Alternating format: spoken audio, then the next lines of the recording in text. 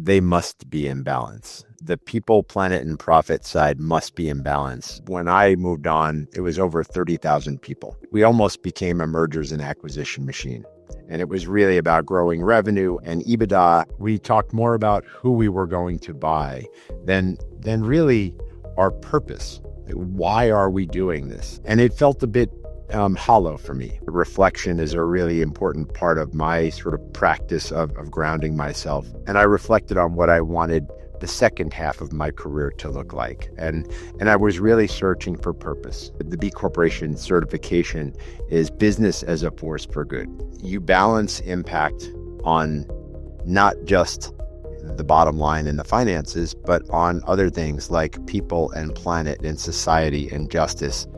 And you use that as a lens for making decisions. One of our core philosophies, the way we run our business, is through what we call a triple bottom line lens. We look at impact on people, planet, and profit as we're making our decisions. The way it started for me, before the lens of clean air, energy, and water for all, was really about creating spaces, buildings where people live, where people learn, where people heal. What we do now echoes in eternity. Our work is really important. The planet is depending on us. It's important that we run an efficient, successful business so that we have the means to be able to support our purpose. And that's how we've built our strategic plan for how we run PAE. It's really, there are three pillars. And if it's not in service of one of those things, we don't do it. Our people are everything. We're consultants, we're engineers. Being able to attract that caliber of people that share our sense of purpose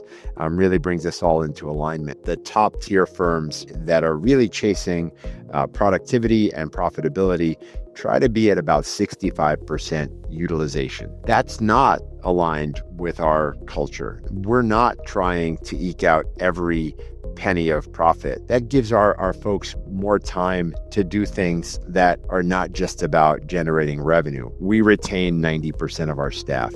People love working at PAE. And I really do think it is about the way that we balance the triple bottom line. We have a culture of wanting to continuously improve and refine. These are questions I ask myself. Did I maintain calm?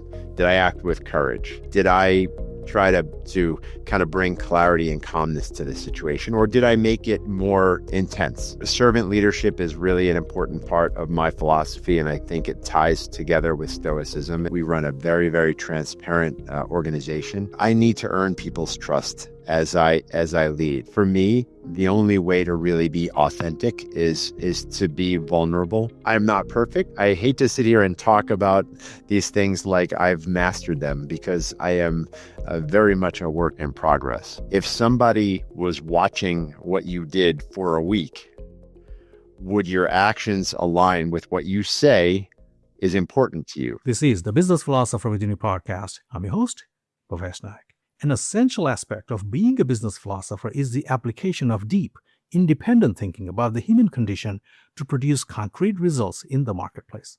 To explore how established philosophical principles can inform modern leadership and foster a culture of reflection, risk-taking, and employee well-being, I've invited a very special guest to join us. Christian Agulles is the president and CEO of PAE, a sustainable engineering firm with over 400 employees. PAE is a certified B Corporation operating on the philosophy of triple bottom line, committed to people, planet, and profit. As a growth-minded leader with over 30 years of experience designing innovative building systems, he focuses on leading PAE's strategic plan and bringing regenerative design concepts to all PAE's projects, such as living buildings, healthcare campuses, airports, sustainable affordable housing, and infrastructure for AI data centers. He leads at the forefront of sustainability, applying his Stoic leadership approach and cultivating a culture of reflection. I am pleased to have you on this podcast, Christian. Thank you so much for having me, Bhavesh. It's a pleasure to be here, and I've been looking forward to talking with you today. And thank you for being here. And a special shout out to you, our listener. Listen, we learn and grow with each other and from each other. This podcast won't be possible without you. and your interest and engagement. Please remember to like, subscribe, follow, share, and comment. And thank you for tuning in. And with that, Christian, so B Corporation, maybe this is the first, we learn together here, me and the audience, from the guest here. So maybe this is our learning moment. The first learning moment is, what is a B Corporation? I'm assuming that it is not necessarily a non-profit, but it is also not 100% a for-profit. So please take us behind the scenes a little bit. So a B Corporation the B stands for Benefit Corporation. And the tagline of a B Corporation, the B Corporation certification is business as a force for good. So the idea is that you balance impact on not just the bottom line and the finances, but on other things like people and planet and society and justice. And you use that as a lens for making decisions. And so being a benefit corporation takes a pretty rigorous process where you apply and you document that the way that you're running your business really does balance, I would say, profit and purpose. Yeah. And so for PAE, I like to say that we were a B Corp before B Corps were a thing. Oh, really? One of our core philosophies, the way we run our business, is through what we call a triple bottom line lens. Sure. And so we look at impact on people, planet, and profit as we're making our decisions. Sure. And it really shows up in the way that we have structured our organization and the way we treat our staff, the way that we engage with our communities. Sure. And so probably the most famous B Corp that people would think about is Patagonia. Oh, and, yeah. They were at the forefront. Their whole mission is really focused on saving our planet.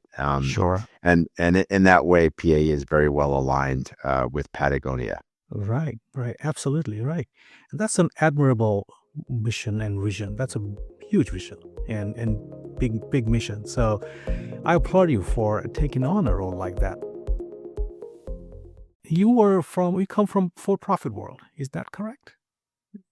So yes, and I'm still in the for-profit world. But yes, my background, I've had two jobs in my career after graduating from college. I spent the first 20 plus years at a large engineering firm and grew up there. But that firm was acquired again and again and again, and went from a smaller firm that I felt really focused on the work and our clients to, when I moved on, it was over 30,000 people. And we almost became a mergers and acquisition machine. And it was really about growing revenue and EBITDA. And that was the focus. So we talked more about who we were going to buy than really our purpose. Like, why are we doing this? And it felt a bit hollow for me. Sure. And so I'm originally from New York. I grew up there, started my career there. My wife is from California. We met. I moved to California, and we started our family, and then we sort of took the show on the road and moved around the country to pursue different opportunities for my career growth. And she was a trooper and a great partner. But we did talk about eventually coming back to California. And so as our kids got a little bit older, we wanted to settle them in. We moved back to California, and that was the time where I was really looking for something different in my life. You get to a point after 20, 25 years of doing something, and we'll talk about this later, but reflection is a really important part of my sort of practice of grounding myself. And I reflected on what I wanted the second half of my career to look like. And I was really searching for purpose. And Sure. a colleague and good friend of mine had found PAE about a year earlier and talked with me about how they run their business, what their mission and vision is, and that really resonated with me. And so I flew out and I met with my predecessor, Paul Schwer, Yeah. who really set the table and is you know I would be remiss if I didn't give him so much credit for the triple bottom line values that we live by for becoming a B Corp. It was really under his leadership. And I like to say that my job is just to keep the wheels on the bus, don't break anything, and help us, steward us forward, and Absolutely. really build on his incredible vision. Sure. You mentioned that there was a reflection process, and let's go right down to it.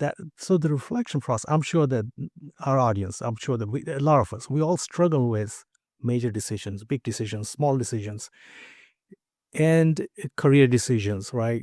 Business decisions, mergers and acquisitions. Whether or not to have a client, come on board. If it's the right client, wrong client, those kinds of. We make decisions all the time.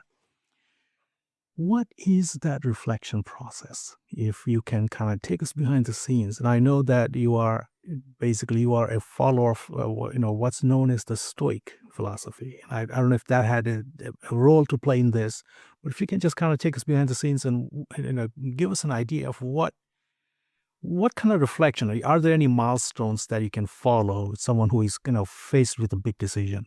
And what kind of reflection that they can do to come to the right decision?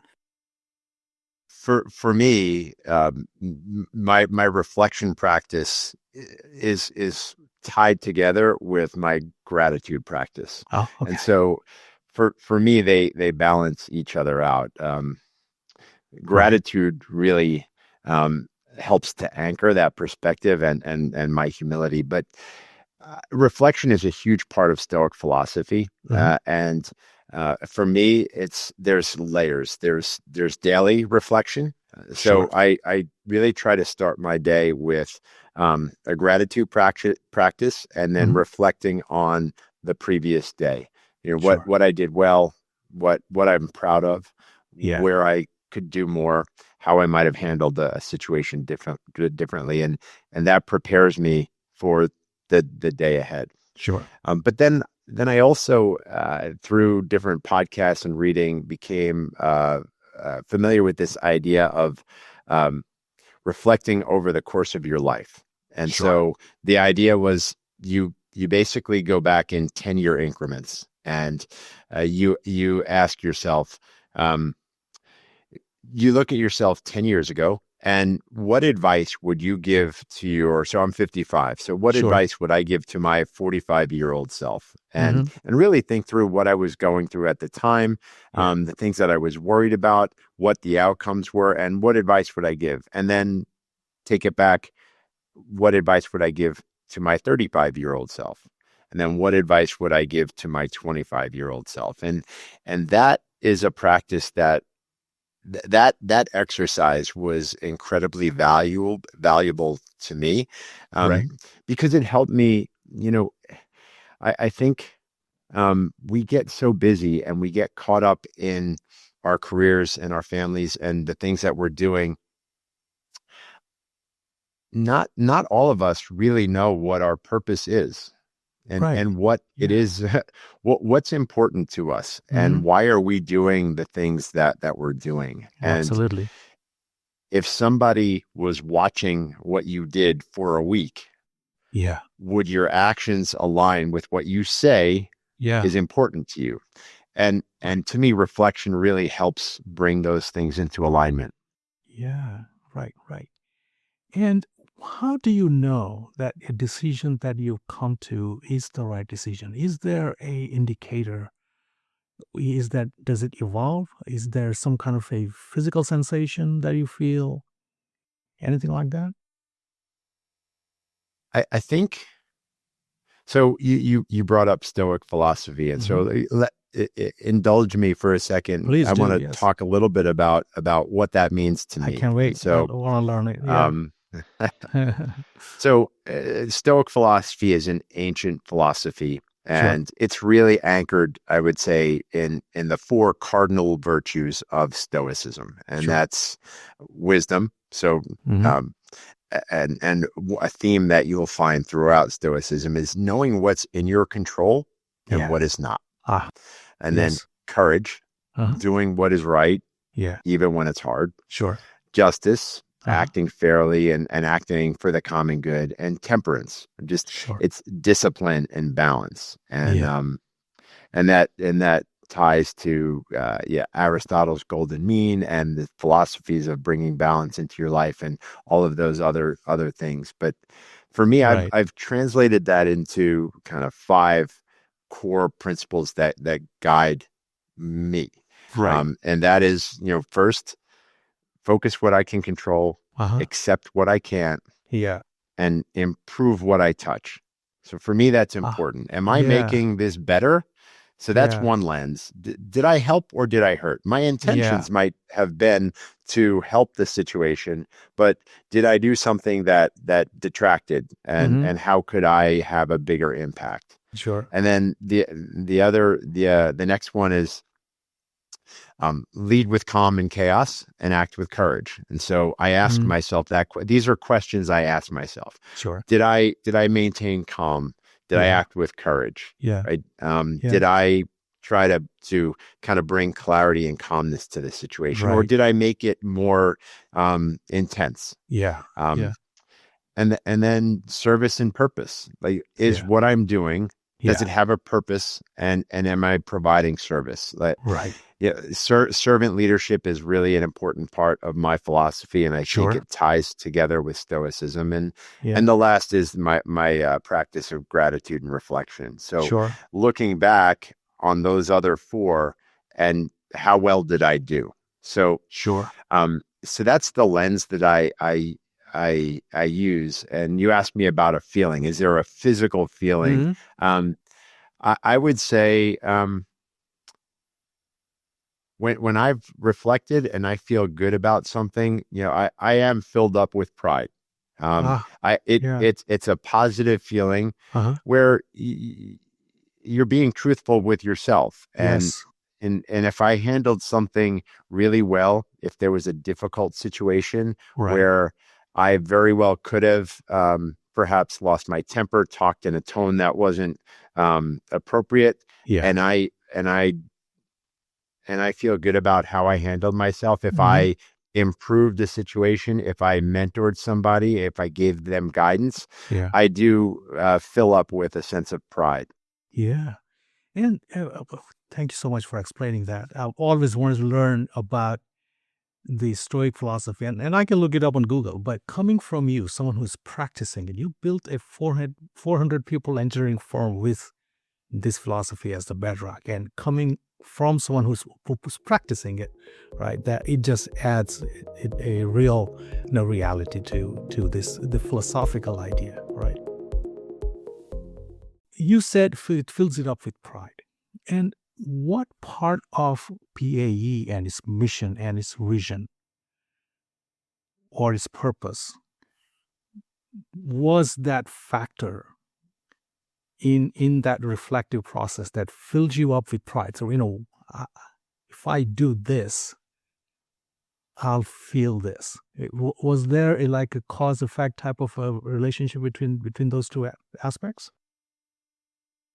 Well, I Mhm. would say, you know, our vision at PAE Yeah. is for a world with clean air, energy, and water for all. Oh, that's a That that big vision. Yeah. that's our vision, Yeah. right? And and and that manifests itself through the buildings that we design, Yeah. making them low carbon, low embodied carbon, low energy, um, uh, really about doing things that can help us reverse the impacts of climate change, and trying to do that in one generation, Yeah. because that's about all the time that we have left Yes. before we reach irreversible climate change. Yeah. Yes. Yes. And, And and go ahead. Sorry. Yeah. I was just going to say, and so for me, that aligns really well with a sense of purpose. We talk a lot about legacy and Yeah. impact. Right. We had a management retreat earlier this week Right. where for a few days we brought together over 100 members of our management to be together for 3 days to share meals, to Yeah. reconnect with each other, to learn some strategies about leading with impact, both on the AI side and Yeah. about having meaningful conversations with each other. And so, um, one of the opening keynotes was really about our legacy Mm-hmm. and and how what we're doing now will impact 7 generations from now. And Seven looking at generation. that lens, Yeah. of what we're doing, I shared with the group. I shared with the group one of my Stoicism quotes. And so Mm-hmm. one of the most famous Stoics is Marcus Aurelius, Mm-hmm. um, and very simple. His book Meditations is sort of a Mm-hmm. core book for Stoics, and one of his quotes is, "What we do now echoes in eternity." Yeah. And so It's powerful. our work Mm. our work is really important. Yeah. The planet is depending on us, and Yes. so Yeah. it's that idea of legacy and purpose that drives us at PAE. Absolutely. Absolutely. And the first principle that of those five that you mentioned, the four first from the Stoicism and then five of your own, the first principle is about what Stephen Covey used to call, I don't know if you heard of Stephen Covey, but he used Of to talk course. about the circle of influence versus the circle of concern, right? Which is that, you have a circle of concern. You want the planet to do well. And you have, we all have this big vision for the planet. And yet, Right. the circle of influence is much smaller than that. What is it that I can do about it, right? Within my personal control. And then if I am leading a group of people, then what is under our direct control? And I have a feeling that PAE gives you that anchoring, that this is something that I can do, right, directly. That clean air, energy, and I forgot, and the clean air, water, and And energy, right? water. Right. Yes. That's a big For vision all. for all, Right. right? And that's and then 7 generation of echoing, of what we do. Big vision, and there's something that I can do about this, right? Did that have a That's factor? right. Yeah, And that's how we've built our strategic plan for how yeah, we run PAE. It's right. really, there are 3 pillars. Uh-huh. One, accelerate our impact. So the Right. things that we will take on Yeah. need to be in service of Right. accelerating our impact. Yeah. The second is about the technical tools that will help us do that. Yeah. And the third is all about our people.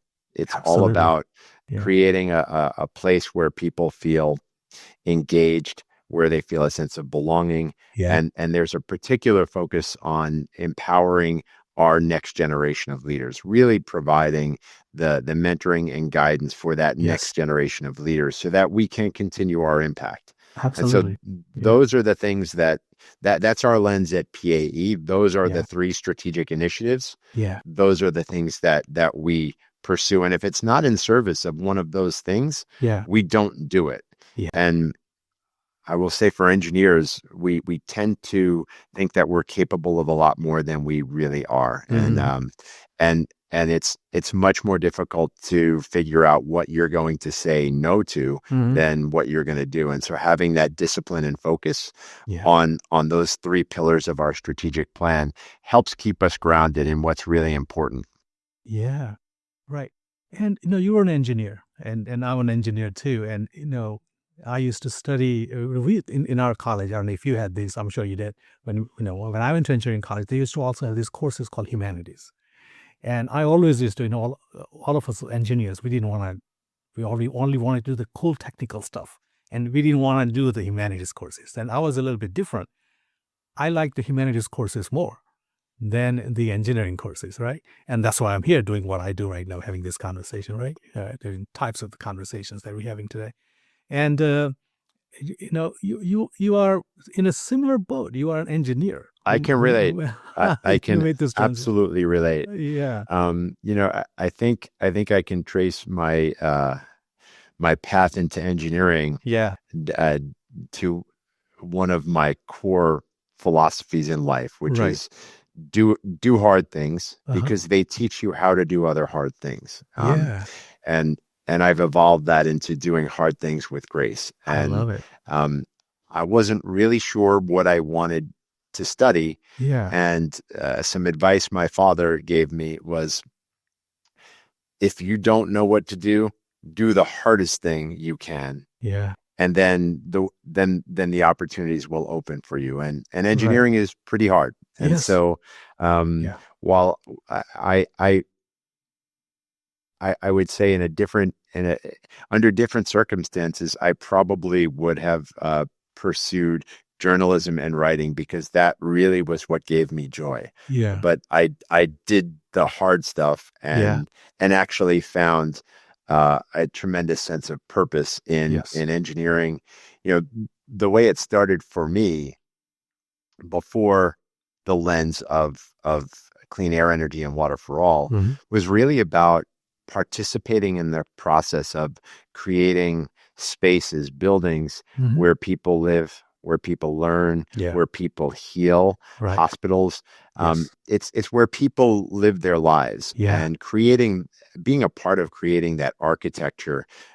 It was so incredibly and continues to be very rewarding for me. Yeah. Um, and it is that sense of purpose. Am I designing a hospital, or am I designing a place where people heal? It's about Yes. perspective. It's how you look at Yeah. what you're doing, right? And Right. so, Right. um, and it's that sense of purpose and focus on what we're trying to accomplish together Yeah. that's really meaningful for me, and it makes the work that much more rewarding. Yes. Absolutely. Could you give us an example? This might be a difficult question because you've done so many projects and so many worthwhile big projects. Could you give us an example that may be one of the ideal projects that brings together these principles that you talked about and also the engineering aspects of it, which is where the rubber meets the road, where the tires hit the runway? That's where, we talk about business philosophy here, and the philosophy is pure philosophy, but business aspect is making it work in the enduring sense in your case, but also in terms of the profit and loss and the numbers and revenues and margins and those kinds of things. Is there a project that comes to mind that is pretty close to, nothing is ever perfect, but pretty close to an exemplary project that you can talk about that PAE I, undertook? I think there are probably so it's like asking you to pick your favorite child. Yeah, There's a it's difficult. connection to Yeah. all of my projects, Yes. and Yeah. each one taught me different things. Yeah. And I tended to gravitate to large, complicated projects Sure. like Yeah. stadiums and arenas and embassies. Right. I will say that there are two projects. One before I joined PAE, and Yeah. then one that we worked on together at PAE. Before Sure. joining PAE, uh, it was a smaller project, not as complicated, but it was a USO Wounded Warrior rehabilitation facility. And so, Sure. when our veterans come back and are injured and need some space to heal and recover, Yeah. we designed a Wounded Warrior Recovery Center in Bethesda, Maryland, Hmm. to be a place where they could do that. And it was really interesting how we worked with the architects, and they designed around. It was really trauma informed design principles Yeah. that um, a space can make someone feel less anxious just Yeah. by not having sharp corners, more rounded Hmm. corners. We talk about biophilic design. Uh-huh. Biophilia is the idea of mimicking nature in Yeah. our design. Ah. And so the things like the Fibonacci Hmm. series, which It's everywhere in happens nature. all over in Yeah. nature, bringing that into the design. And Sure. so that was a very rewarding project for me. Yeah. In my previous career, Right. I would say with PAE, our PAE living building in Portland, Oregon, it really um, exemplifies our purpose and our vision. We needed new space in Portland, Right. uh, and we decided that it's very important for us to live out our values. And Mhm. so we were going to design the building to the highest level of sustainability standards Yeah. out there. And so, Sure. Sure. so there's many of us are familiar with what's called the LEED rating. And so Mhm. you'll see the plaque on buildings, and that's a sustainability rating. Sure. And it deserves a tremendous amount of credit for really bringing sustainability to the forefront. Sure. And so there's another organization called ILFI, International Living Futures, and they are the sponsor of a program called the Living Building Challenge. Mhm. For a building to be a living building, it needs to be regenerative. So it Sure. generates more power Yeah. than through renewables than it Yeah. uses over the course of a year. It doesn't use any water from the city municipality. It collects all the rainwater. Yeah. It treats it, and it's used for drinking as well as flushing, everything. So Right. no demand on city infrastructure from the water side. Wow. And Yeah. then the materials are low embodied carbon, and so our building is constructed of a mass timber, so a Mhm. wood-based structural system Mhm. that reduces the amount of carbon that went into producing the materials. Yeah. It's also very low energy use, and so um, so we're very proud to be, as far as we know, the only engineering firm in the country to have designed their own living building as their headquarters, Sure. and that's an area that we focus on. Across the world, we've designed about 1/3 Mhm. of the square footage of total living, fully certified living buildings Wow. that exist.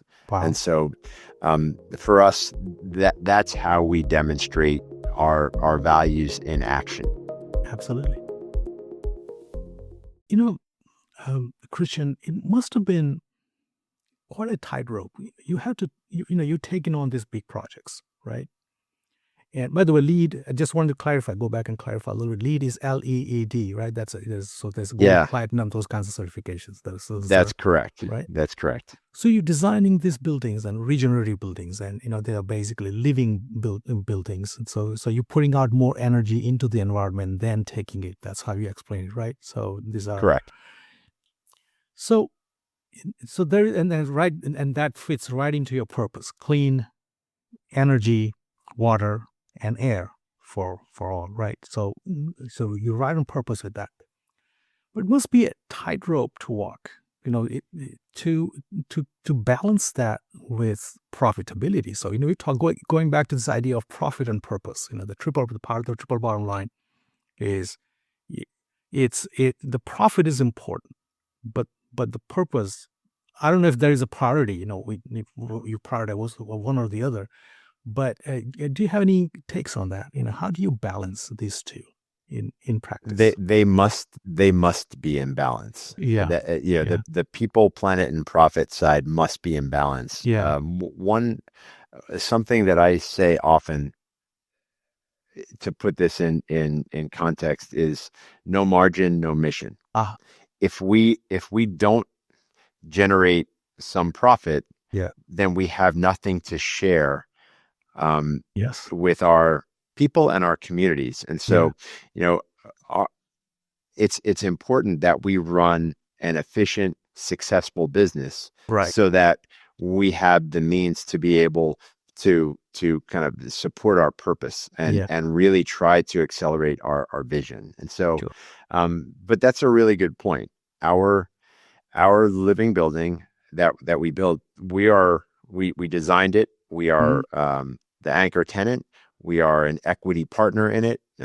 I own a minuscule percent of it, but mhm, we've done it all together. yeah, So we funded it. We So we know what it's like to balance the first cost, construction costs. We knew that it would cost us more to design a living building than it would to design a more conventional building. But it's important to us to demonstrate what is possible, because if it's built, it must be possible. And we really take our stewardship and our thought leadership is very important to us. And so we had to make some adjustments. We had to make some really hard decisions. The timing of our building was such that we broke ground during COVID.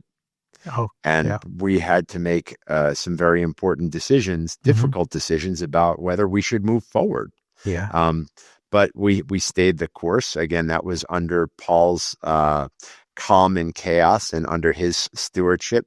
And I would say it's been such an important decision, and a testimony to our resolve that it's drawn. We've had over 3,000 tours of the living building since it's opened a few years ago, because people want to come and see it. And it really is an amazing place to work. Tremendous amount of natural daylight, the natural, the biophilic elements of the wood construction. It really makes you feel like you're in nature. We have passive air conditioning and heating systems that are very, very low energy efficiency, high energy efficiency, low energy use. And it's really a wonderful place to work. And so for us, the extra costs in building that building came back to us through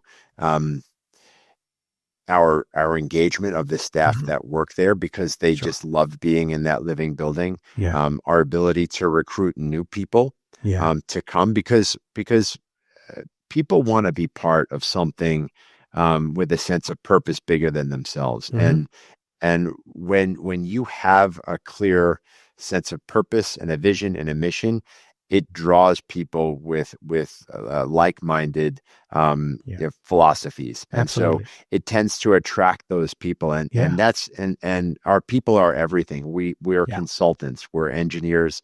We help, we support the design of buildings. And so being able to attract that caliber of people that share our sense of purpose really brings us all into alignment. And so while we feel like it's short-sighted to think about just the first cost of the building, and to think about all of the other impacts, and that's one way that we look at kind of balancing all three. Sure. And on that point, Christian, you talked about people, and culture is obviously very important in an organization like yours, right? It's not that the leadership is bought into in this mission and vision and purpose and the execution, but you have to build a culture of those who are also executing this vision, right? And they have to be bought into it, right? So, and I think you talked about the culture of reflection, if I'm not mistaken. Is that correct? Somewhere? I talked about the reflection for myself as a personal practice, and we talk about it in the context of sharing strategies of how we about a month ago we held our first mental health awareness panel. And so we wanted, for us, it's really important to make sure our people feel like they're supported, like they have access to the tools that and the support that they need to kind of navigate their life. And removing the taboo from talking about it, we assembled several of our leaders to really just have a conversation about mental health, our strategies, and the way that we've coped with with things over the course of our careers. And again, just talking about it removes some of that stigma. Yeah. And gratitude and reflection are some of the things that I've talked about, as well as perspective, Yeah. the idea of switching things from have to get to. Sure. And Sure. Yeah. that's a whole nother topic. Yeah. Have to get to. No, could you So explain that just I'll in a nutshell? explain. Yeah. Yeah, in a nutshell. Yeah. And you know, I believe that you're in control of your perspective, Yeah. and you can choose to be happy or you can choose to be unhappy. And so Uh-huh. a simple example I use is you could say, I have to get up at 6 in the morning and Uh-huh. drive 2 hours to bring my kid to volleyball tournament, and I need to spend all weekend there. Yeah. And you know, I'm tired. And um, the other way to look at it is, I get to spend Ah, the weekend yeah. with my child. Yeah. I get to have 2 hours of time to talk with them in the car driving there. I Yeah. get to watch my child do something they love to do. Yeah. And and and just It's a changing powerful it from reframe. have Yeah. to get to Yeah. is for me, it's how I kind of check in on myself. And Yeah. yeah, it's super simple, but it's Oh, a really important tool that I've used. yeah. Oh, that's a powerful reframing of how we look at the things that we need to do. Even if it's a thing that I need to do, it's an opportunity for me to do that, right? So, and it just, yeah, having that one little thought in the morning can change the entire day, right? Absolutely. So, Christian, as you listen to people, talk to people in your organization, and obviously you have an idea of what the cultural beat is of the organization. How would you characterize the culture of your organization, of PAE? Is there any way to kind of frame it in some way, that when I walk around, here's what I hear and here's what people tell me, and yeah, I sit in on a meeting and people talk about this, and based on something like that, or maybe in a water cooler, chat. Uh, is there something that signifies the culture of your organization that you can put words to? Yeah, I think it's actually pretty easy to answer that Uh-huh. for me. Um, we do a lot of employee engagement surveys. Sure. One, it's necessary as part of our B Corp certification. Got it. Yeah. We also have another transparency label called the Justs label, and so we do a bunch of surveys for that. Right. But just so what echoes in those surveys, as well as what I hear from people, is the number one thing that people at PAE love about PAE is the people at PAE, Uh-huh. right? So Yeah. people love their colleagues. Yeah. They really appreciate each other, and that's why people stay Uh-huh. at Right. PAE, is Yeah. they enjoy working with their colleagues. Yeah. I Yeah. think that we've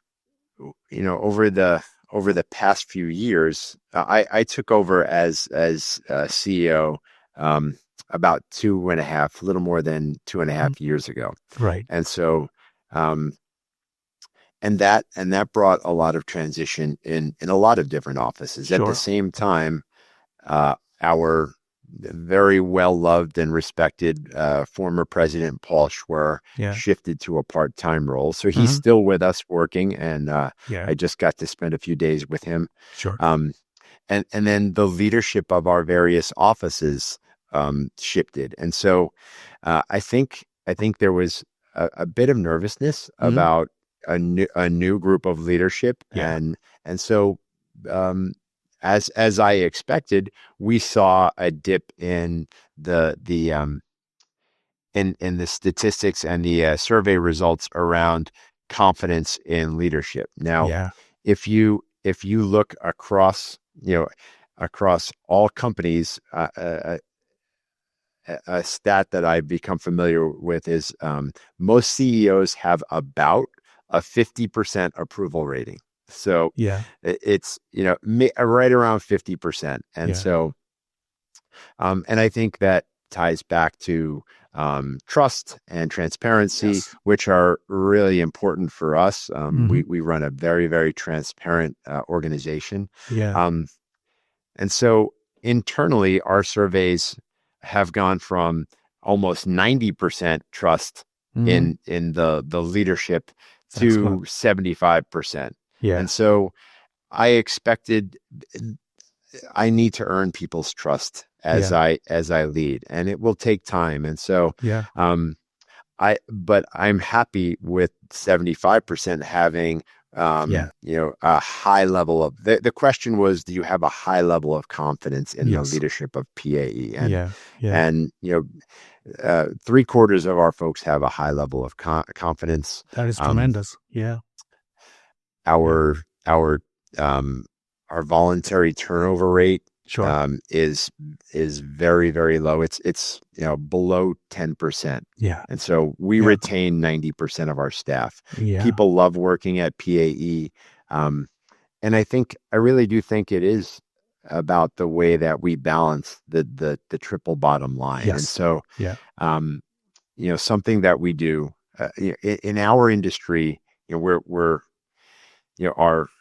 our labor is our biggest cost. Our people Yeah. are 100%. our product. Our Yes. people are our product. Yeah. And so the amount of time that they spend on billable work directly equates to our revenue and Yeah. our profit. Hmm. And so in our industry, I would say sort of the top tier firms that are really chasing productivity and profitability try to be at about 65% utilization. So Hmm. 65% of a staff's time is we're on billable work. Okay. And for us,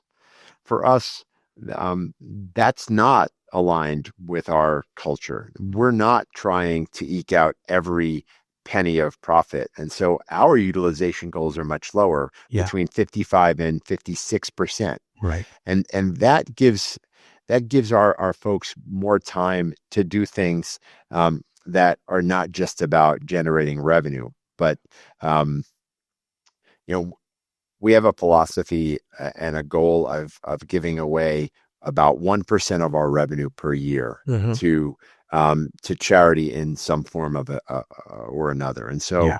that's through our culture of volunteerism and Hmm. community service. So we give every staff member 20 hours of paid time per year Yeah. to engage in community service. They're welcome to do it on their own. We set up community service events so that we do it together.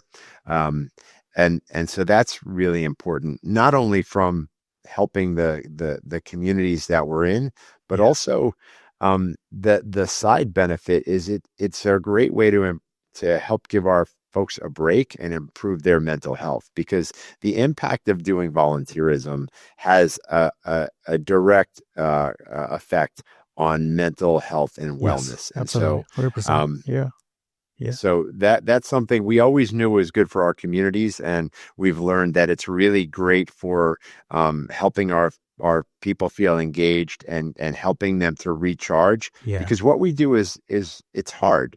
Yeah. It's deadline driven. It can be intense. Sure.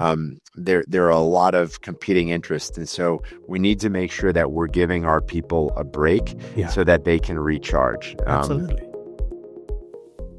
You said 75% approval rating. That is tremendous. I've seen all range of them. As I go through things like Glassdoor and things like that, and in transition, you have a big job, which is a difficult job, which is that you had a CEO that you're following, Was well who loved is and well revered. loved and so it's a tough And job. continues to be. And continues to be. And so that's and kudos to you for being so transparent about this. You said that you basically, and I think that speaks to your reflectiveness and some of the philosophical aspect you bring into this, which allows you to become transparent and open to having these kinds of difficult discussions where you say, okay, fine, the CEO before me was well loved, and here I am trying to fill those shoes, and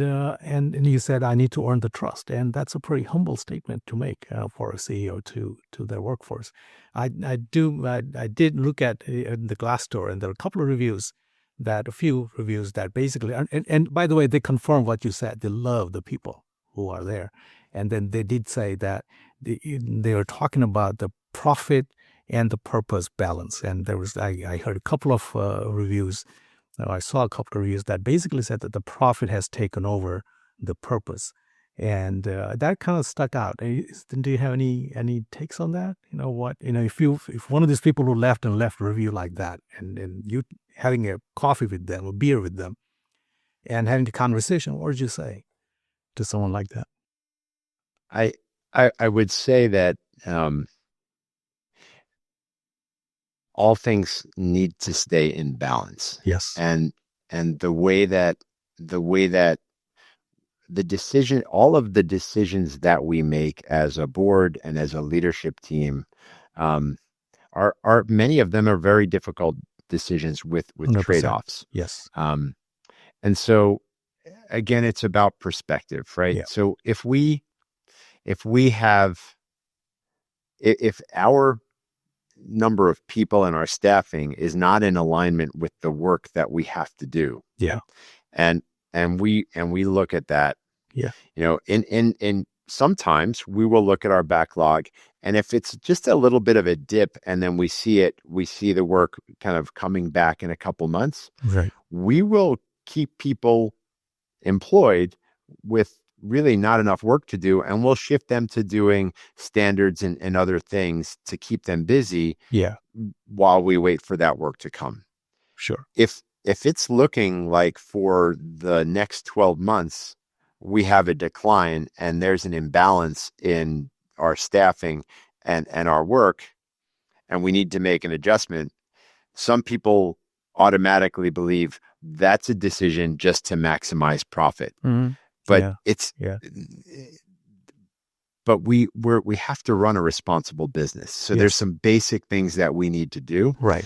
I would say that on Glassdoor, you tend to get comments from people that have had a poor experience. Yes. And those are the folks that tend to, that tend to, for whatever reason. Right. And so we balance that, which is important, with the things that we're doing internally. What are we hearing from our surveys? Yeah. And there's a difference between surveys where we just send something out and ask people to check boxes, and actually asking them questions. So something we did earlier this year, we did earlier this year is we engaged a consultant that spoke with 85 randomly selected members of our staff, across the board, all levels, and spent 30 minutes talking with them, not just answering questions in a survey, but really talking with them about what's working well, what's not working well, what do you love about PAE, what frustrates you at PAE, because we really want to know. And that nuance doesn't come through in a survey that shows up on your computer. And so having that human element of really being able to again be a human and sort of dig down on certain things, bringing us that feedback of where can we improve. We have a culture of wanting to continuously improve and refine. And so so that's a strategy where we are doing more than just surveys. We're trying to collect. We're engineers. We love data, so we're trying to connect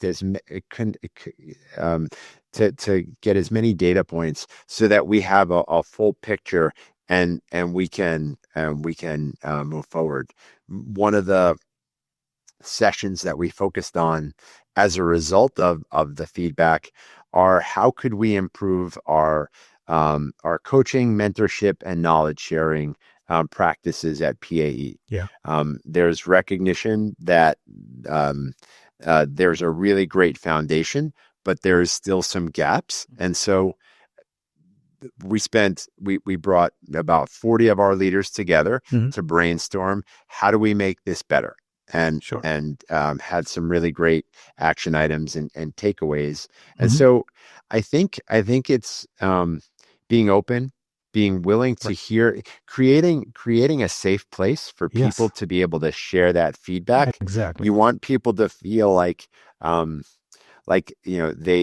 that their contributions matter, that there's not that what they have to say is not going to be met with defensiveness or aggression, that we really do want to hear. Yeah. And for us, when we're asking people either to spend 30 minutes talking with a consultant or 15 minutes on a survey, it's important that they understand that we have received their feedback, we have kind of compiled it, synthesized it, and we're turning that into meaningful action. It wasn't just a waste of their 30 minutes or their 15 minutes, and that we hear them, and what their input is being put into action. And so it's that feedback loop that everyone has a voice, and we value their input. We say that a well-designed machine, it has no extra parts. Everyone at PA is important, or they wouldn't be there. And so, really respecting, we have what we call Teamwork 10. That's a framework of how we interact with each other and respect each other, and everyone for their role, right? It's that idea, we're not just designing a hospital, we're designing a place where people heal, right? Absolutely. It's the bricklayer that builds what are you doing? I'm laying a brick. Well, I'm building a cathedral, right? Absolutely. It's again, that perspective and that purpose. And then, Christian, I also have to believe that there is a mechanism, of course, getting surveys in getting feedback and engaging consultants and things like that.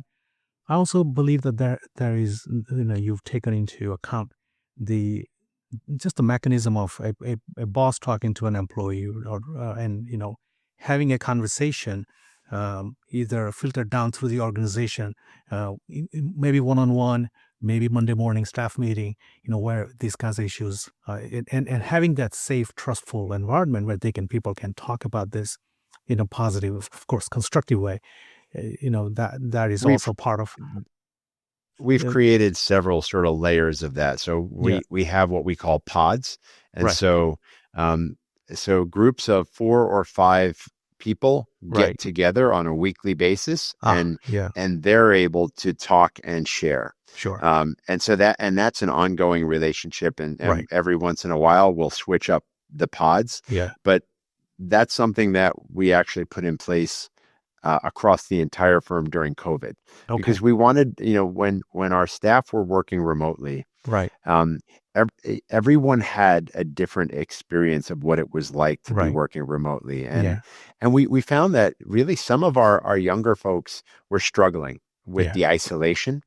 And we wanted to have a mechanism to just be able to check in on people, right? We're not together in the office, but how do we make sure that that someone's not falling through the cracks?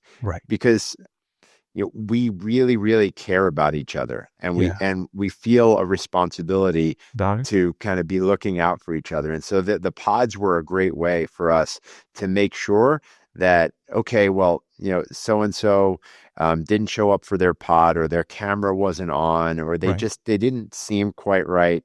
So then somebody will follow up and say, hey, is everything okay? Like, is there something we can do for you? And I think it's that that just human connection that's so incredibly important. So pods is one way that we do it. We spent 4 hours 2 days ago at our management retreat teaching about 120 people, leaders in our organization, about crucial conversations. And so I'm sure you're familiar with that book, Crucial Conversations. I've heard of it, but I've never read it. And so it's really, a crucial conversation is one that has high stakes, Yeah. and may have some conflict associated with it. And Sure. so, Sure. um, it's connected with what's called SDI, which is a Hmm. tool that we use, the Yeah. Strength Deployment Index. Right. We do that to really understand how each of us are wired, Sure. and then how to best communicate with each Got it. other, how to Yes. understand, what people's needs are. Some people, it's in a framework of kind of yellow, green, blue, red, and then hubs. And so, Got it. I am a red. Yeah. And so, but people that are blue and green are more analytical and need Sure. more time to process. And Right. so it informs the way that we talk about things. We've developed a preview, review, decide kind of cadence for our meetings Yeah. to give those green analytical folks and the Hmm. blue folks some time to sort of sit with things, Yeah. because all of us red people can sit in a meeting and say, yes, let's do that, let's move Yeah. forward. But to really lead a group, Yeah. we need to bring everyone along together. And so Right. understanding how people think Hmm. is important. So we use SDI, and then connected with that, we brought in a trainer to do 4 hours of crucial conversation training. Yeah. And it really, uh, I used some of it this morning talking with my wife. Oh, wow. It's about, stating your intent. Yes. And then what's Yeah. what's the story that I'm telling myself Yeah. about your actions, Yeah. and kind of working on facts Hmm. and the relationship. And so it's just a tool set. It's Yes. training so that our supervisors can be better managers and can Yeah. have those conversations. And so Yeah. those are the things that we try to do and weave Yeah. into, like, the way that we run our company. Sure. What I love about this is that you are a part of that. I love it. From as a CEO, you're saying that this SDI with this four color, and I equate it to something like DISC, right? Yeah, The so very analysis tool. similar. So, Yeah. but the idea is to figure out, we are all different people, and to be able to understand our differences, even as we communicate with each other, and and that's a very vulnerable process. A lot of people don't like it. I've been in a training business, and it's difficult for some of us jump on board with it. Some people don't like it because it's a vulnerable process. You have to look at yourself. And here you are, a CEO of the organization. You can say, well, I don't have to look at it. And I have to look at myself. I'm here. Uh, but you are looking at yourself. And you try and get out with your wife and, in your personal relationships. So I applaud you for that. And that takes a lot of humility in a leader to do that. So, I thank you. I found that, for me, the yeah, only way to really be authentic yeah, is to be vulnerable, yes, is to share. yeah, We have shared experiences. 100%. Yeah, And I think some of the younger folks that I talk to, they're amazed to hear that I've had imposter syndrome, hmm, right? They look at me in my role and imagine that,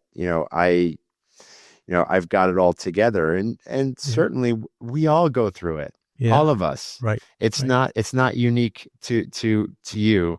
yeah, We all at times, go through some struggles, and yeah, it's what 100%. connects us. We're all human. And Yeah, so, being able to share your life experiences, I really don't get hung up on that stuff. With the hmm, SDI, if anyone wants my full SDI, all they have to do is ask. I'll share it with them. sure, It, it's yeah, it's in it's what servant leadership is about, and 100%. being vulnerable, being human. Yeah, Um, it's okay to fail, yes, celebrate the act of trying, all yeah, all of those things. yes, Psychological safety. yeah. I'm not perfect, for sure. I, I, No I one I is. hate to sit here and talk about Yeah, these things like I've mastered them, because I am very much a work in progress. yeah, yes, and so are the rest of us, right? We're all work in progress, right? And thank you so much for sharing that. That comes from the heart, and I really like that. It's that's what we're all about on this podcast. And one of the things that I like to, and we always ask this question, is, I call it the dark night of the soul. It doesn't have to be so dark. But, one of the questions I like to ask is, has there ever been on that point, you're saying vulnerability, was there ever a time when you thought that it was a dark night of the soul or something similar to it, where you went through that was instructive to you, or it's difficult, in when you were in it, it felt like, oh my God, this is not gonna pan out, Oh, Oh, did you ever get into a absolutely. situation? Absolutely. Absolutely. And um, really, it was when I first joined PAE. Uh-huh. Um, so I first joined PAE in 2014, and I we moved our family back we were in Arlington, Virginia, working Right. in Washington, D.C., Yeah. moved the family back. Our office in San Francisco was very small. It Mm-hmm. was 7 or 8 people, Mm-hmm. and my job, the reason I was there, was to grow our office, Mm-hmm. and so um, kind of switching from a place that I spent 20 plus years. I knew all of the people, the history. I knew how the file structures were set up. I knew Yeah. everything, coming to a place where really I had to learn all of it from scratch, and everything I did took me twice as long as it used to because I was trying to figure stuff out Mm-hmm. and having the responsibility of trying to provide some leadership of the office. It was a slow time for us. And so we found that a number of our staff weren't busy enough, and we needed to share work across the organization, which we did really well, Sure. but that was stressful. Yeah. And so, you know, thinking about that, I was away from my family because my kids were finishing their school year. So I was isolated, Yeah. and I I felt really anxious and nervous. I didn't. I started to doubt myself. Yeah. I haven't been in California in almost 10 years. How am I going to do this? How am I going to grow our practice? How am I going to win work to keep our people busy? All of these things. So a tremendous amount of nervousness, anxiety. Um, and we just kept plugging away, and I did what I know how to do, and I worked alongside our engineers designing projects together. I went out and talked to architects about our story and who we were, and eventually we won some great projects that allowed me to bring some people. Something I'm really proud of is the number of people from my past that really were excited to come and join me in what we were doing together at PAE. Mm-hmm. Like me, they were searching for a purpose, Yeah. and in a different type of opportunity. And so, um, you know, my whole office in California is built on previous relationships, Mm-hmm. people that wanted to come and be a part of what we were building together. But certainly that was a really, really difficult time for me. Sure. And um, and that's where, reflecting back, um, that's where those Stoic principles really come into play. And Sure. it's control what you can, right? Yeah. And so Yeah. what I could control was making sure the work that we did Yeah. was technically strong. Yeah. Um, do the work, get out there, talk to clients, Right. talk about our brand and Mm-hmm. how we can support them, grow our business, bring in really talented people to work alongside me to Mm-hmm. help grow our business. Sure. Um, and those are the things that I did, and we were able to grow our business. And so California Mm-hmm.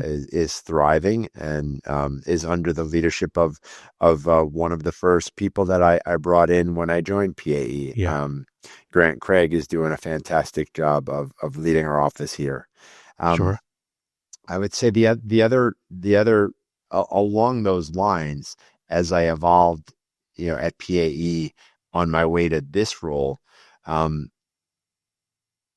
we have a practice of doing pretty elaborate 360 reviews for all members of our leadership. Mm-hmm. And so it was my turn Mm-hmm. and we had an outside facilitator do the 360 reviews, Yeah. and I didn't like the way that um, I was being received by some of our staff because it wasn't in alignment with what was in my heart. Right. And um, so I learned through that process that I had some work to do. Uh-huh. And PAE, because they're invested in helping us grow as leaders, offered executive coaching to me, which I was happy to take because Mm-hmm. I consider myself a lifelong learner. And so Yeah. we went through a really difficult process of sort of breaking that apart and Right. understanding what was behind some of that feedback and how could I change it? How could Right. I, help people understand my why? Yeah. And Yeah. what was getting lost is that you know I was I was acting out of a place of care and concern, Mm-hmm. but it was coming across as condescending, short. It just I wasn't being received the way that I Yeah. intended, Sure. and it was very hurtful for me Uh-huh. because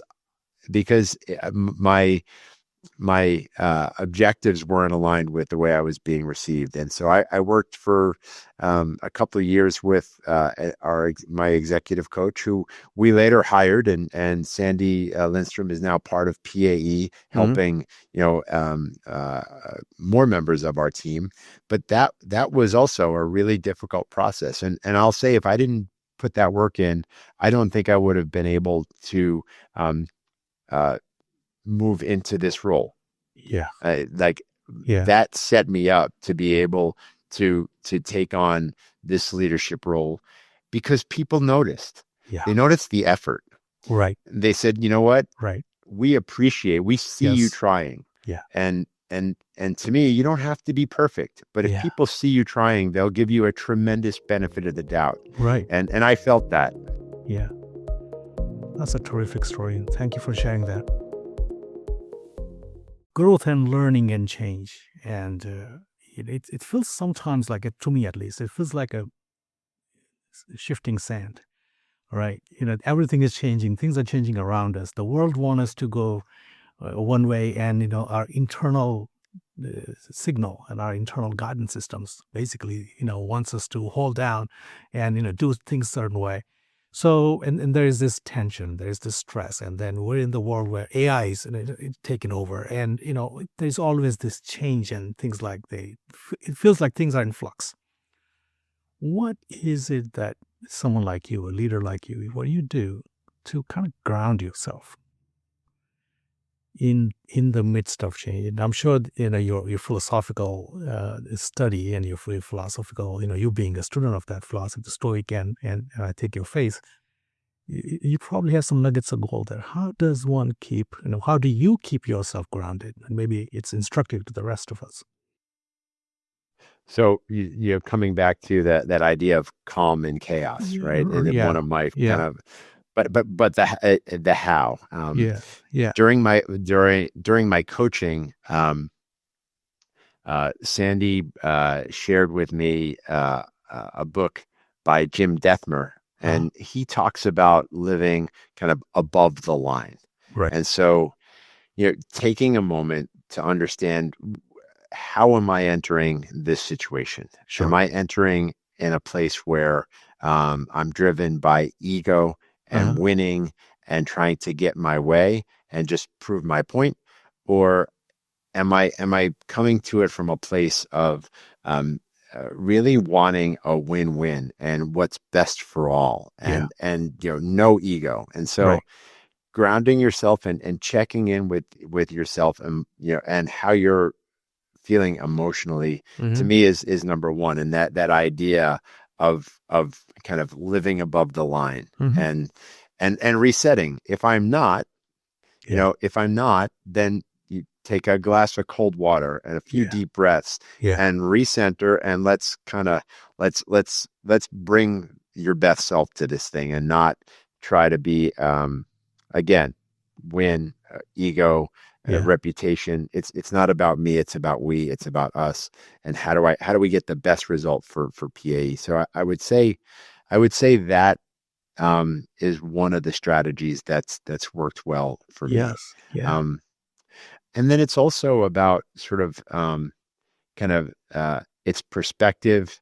It's trying to pay attention to contrasting views on a topic. And Sure. so, I mean, I think a very relevant, great example is we did so before our Crucial Conversations training, we spent about 3 hours on AI training for Hmm. our management staff to Sure. really help them Yeah. understand how to use the tools. And I opened that training talking about a podcast that I listened to with a gentleman named Benedict Evans, Hmm. and he in this age of hype around AI and that it's going to replace humans and change Mm. the world, and it's like the invention of electricity. Yeah. He offers a contrarian view, a Right. much more sort of calming view in that um, you know AI is not going to replace humans. It's not going to be that same type of shift Yeah. as we had with electricity, and it's really going to be a tool, and the value is really going to be in the application side, Sure. in that kind of part of it. And so, Yeah. um, trying to calm everyone down Hmm. and explain the why. Why Yeah. do we want to teach you how to use these tools? It's because we want to equip you with tools to accelerate your impact. Yeah. It's completely aligned Yeah. with our vision. Yeah. We want to give you, we want to help you be capable of better serving our clients and Hmm. doing more, and then creating a little bit more time so that we can do the thought leadership and we can do um, the things that really support our vision and mission Hmm. beyond our project work. And so that's the why. Um, Yes. and Yeah. and so I would say making sure that you try to slow things down. I love the idea of our sort of monkey brain that's Hmm. constantly spinning, Yeah. and learning how to slow that down Yeah. and bring some calm Yeah. and make sure that you're not getting kind of caught up or caught in a spiral Hmm. is really important. And Yeah. so for me, multiple perspectives, trying to put everything in context, Yeah. uh, it is helpful for how you just sort of stay focused Yeah. and just take one day at a time, really. Yes. Absolutely. Also, the Stoic philosophy: you're not promised tomorrow, Yeah. so make the most of today. Yes. That is another Stoic Love that. idea. Yeah. Yeah. Yeah. You're not promised tomorrow, so make the best of today. I love it. That's right. And we'll put a lot of these things in our show notes. So we'll write an article, put a lot of this, the crux of what you're sharing in that article, so that our listeners and viewers can go and check it out and put the, have a sort of like a guide to follow along as they listen to and or watch the interview. Anything else, Christian? We talked about a lot of things. We touched on a lot of topics. Is there something that you wanted to say to our audience or to anyone who's listening or anyone out there that you think is important, but you didn't get a chance to express? I think that I would reiterate the idea of really understanding your own purpose. Yeah, Like what is it that resonates for you? sure. And taking some time, whether it be journaling, Yeah, um, reflections, and think about, you know, what impact do you want to have in your life? yeah. And then aligning the things that you do every day Mm-hmm. to be in service of that. And Yes. and I think it starts there. You need to know your own personal why Yeah, so that you can organize your life to support that. And I yeah. think sometimes we get a little preoccupied and we drift away from our own personal why. Yes. Yeah, yeah. Absolutely. At this point in your career, in your life, who is a good person for you to reach out and connect with? Whether it could be a mentee, or it could be a client, or inquiry for a board seat. Who is the person that you would like to reach out and connect with, and how do they get hold of you? Um, I'm not sure I understand the question. So who would I like to connect with? Yeah, outside your organization, someone that you would like. So if someone wants to reach out to Christian and propose ABCXYZ an idea, they want to connect with you. What's the mechanism for that, and who is the ideal person for you to have that person talk to you? I would say there's two kind of ideal people. Okay. For me, it's people that are interested in designing, highly sustainable projects. Sure. That we might be able to support to bring their vision to reality in a building. Sure. And then the other is, as I've reached this point in my career, I have become interested in continuing with board service, whether it be on nonprofits or corporate boards, because I feel like I have something to offer and to give back. Absolutely. Sure. And so, the best way to reach out, you can reach me on through my LinkedIn profile, or I'll give my email address, and that's Christian, CHRISTIAN .Agulles, AGULLES @PAE-engineers.com. Okay, perfect. We'll put that also in the show notes.